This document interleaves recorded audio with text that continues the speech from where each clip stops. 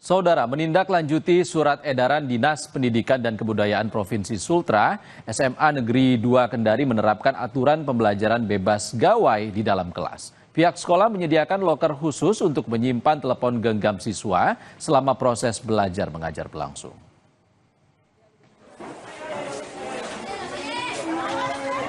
Upaya menciptakan suasana belajar yang lebih fokus terus dilakukan SMA Negeri 2 Kendari. Menindaklanjuti surat edaran Dinas Pendidikan dan Kebudayaan Sulawesi Tenggara, SMA Negeri 2 Kendari menerapkan aturan pembelajaran bebas gadget di dalam kelas. Pihak sekolah menyediakan loker khusus untuk menyimpan telepon seluler para siswa selama proses belajar mengajar berlangsung. Siswa dengan antusias dan rapi menyimpan telepon seluler mereka di loker yang sudah disediakan oleh pihak sekolah saat proses belajar mengajar akan dimulai. Kepala SMA Negeri 2 Kendari menjelaskan, kebijakan itu bertujuan mengurangi distraksi serta mendorong peningkatan minat baca dan budaya literasi siswa. Selain itu, aturan tersebut juga mengacu pada kebijakan Permendikdasmen yang menekankan penggunaan teknologi secara tepat dalam dunia pendidikan. Meski demikian, siswa tetap diperbolehkan menggunakan telepon seluler di luar jam pelajaran atau dalam kondisi tertentu dengan izin guru. Mengarahkan bagaimana pembelajaran di kelas itu bebas dari gangguan, terutama itu gadget. Dalam hal ini jangan sampai anak kita menggunakan gadget itu tidak sesuai pada tempatnya.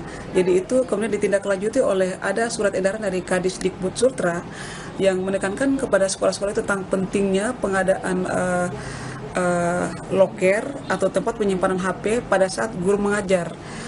Itu tentu saja tujuannya baik, di mana anak-anak hari ini ketika memang saat harusnya fokus, ya fokus dalam pembelajaran. Salah seorang siswi SMA Negeri 2 Kendari mengaku mendukung kebijakan sekolah yang menertibkan ponsel selama proses belajar. Dengan begitu mereka dapat fokus menerima pelajaran tanpa harus terganggu dengan bunyi atau suara ponsel. Sangat baik karena banyak pengaruh yang mengakibatkan kita menjadi fokus untuk belajar. Darinya siswa yang pertama itu tidak fokus karena banyak main HP diam-diam, tapi gurunya bicara.